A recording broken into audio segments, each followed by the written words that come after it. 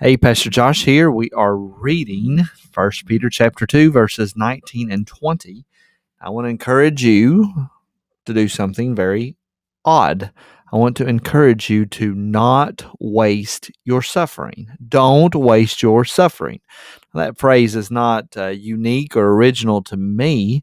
A teacher by the name of John Piper has spoken about this.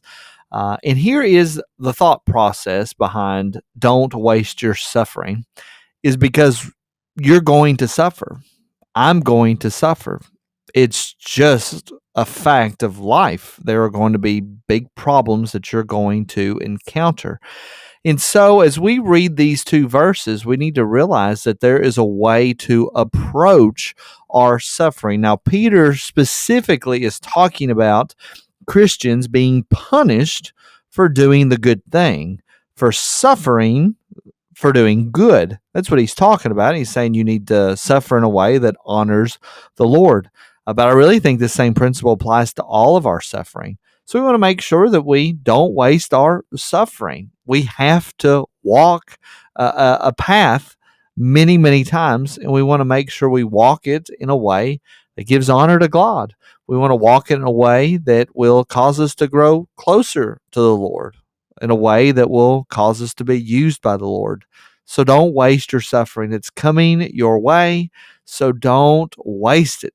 Why go through suffering and go through the pain without experiencing and being used of the Lord in the way He would have us? So here's our verse. Peter says, "This is a gracious thing when mindful of God, one endures sorrows," to keep going, while suffering unjustly. Again, the reminder is that this is in context about believers being punished for doing what is good and right. But he's saying we need to be mindful of God as we're walking through those sufferings, as we're experiencing punishment for even doing the right thing. And indeed, this is the thought process that the Christian martyrs would have had. Those early Christians that died because they trusted in Jesus Christ. Those preachers that were thrown in jail because they were preaching about the gospel of Christ. They were indeed suffering unjustly, but they were mindful of God as they were enduring those sorrows. And then Peter goes on to say, "For what credit is it if when you sin and are beaten for it, you endure?" Well, it doesn't matter if you do something wrong and you're suffering for it. Well, doesn't matter if you endure that suffering. But if when you do good and suffer for it, you endure, what is it? It is a gracious thing in the sight of God. And so you may be walking a sorrowful, suffering path right now. And it may not be because of anything you have done wrong. So this could perhaps be a health diagnosis.